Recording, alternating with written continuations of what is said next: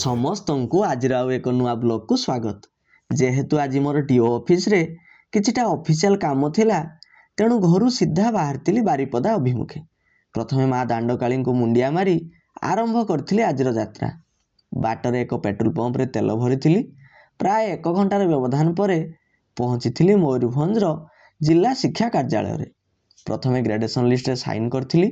ଏବେ ମୁଁ କୁଆଡ଼େ ଆସିଷ୍ଟାଣ୍ଟ ଟିଚରରୁ ଜୁନିୟର ଏସିଏସ୍ ହୋଇଗଲି। ପରେ ଇନକ୍ରିମେଣ୍ଟ ପାଇଁ ଦେଇଥିବା ସର୍ଭିସ୍ ବୁକ୍ 2ଟାକୁ କ୍ଲର୍କ ମ୍ୟାଡ଼ାମଙ୍କ ଠାରୁ ଆଣିଥିଲି। ଡିଓ ଅଫିସରେ ସବୁ କାମ ସାରି ସିଧା ପହଞ୍ଚିଥିଲି ଦ୍ୱିତୀୟ ଶ୍ରୀକ୍ଷେତ୍ର ଭାବେ ପରିଚିତ ବାରିପଦାର ଶ୍ରୀ ଜଗନ୍ନାଥ ମନ୍ଦିରଠାରେ। ପ୍ରବେଶ ଦ୍ୱାରରେ ହନୁମାନଙ୍କୁ ପ୍ରଣାମ କରିଥିଲି। ଏତେ ଦିନ ପରେ କାଳିଆର ଡୋରି ଲାଗିଥିଲେ ବି ବିଡ଼ମ୍ବନାର ବିଷୟ ଏହା ଯେ ଠାକୁରଙ୍କର ପହଡ଼ ପଡ଼ିଯାଇଥିଲା। ପରେ ମା ଲକ୍ଷ୍ମୀଙ୍କୁ ନିଜର ଦୁଃଖ ଜଣାଇଥିଲି। ଆଜି ପାଇଁ ବାରିପଦାକୁ ବାଏ ବାଏ କହି ସିଧା ଚାଲିଲି ବାଲେଶ୍ୱର। କିଛି ସମୟ ପରେ ବାଲେଶ୍ୱରରେ ପହଞ୍ଚି ରେମୁଣା ସ୍ଥିତ କ୍ଷୀରଚୋରା ଗୋପୀନାଥ ମନ୍ଦିରକୁ ଯାଇଥିଲି।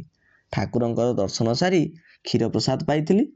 ପରେ ଟାଉନରେ କିଛିଟା କାମ ସାରି ସନ୍ଧ୍ୟାରେ ଘରକୁ ଫେରିଥିଲି। ଆଜି ପାଇଁ ଏତିକି। ପୁଣି ଦେଖା ହେବା ଆଗାମୀ ବ୍ଲଗରେ।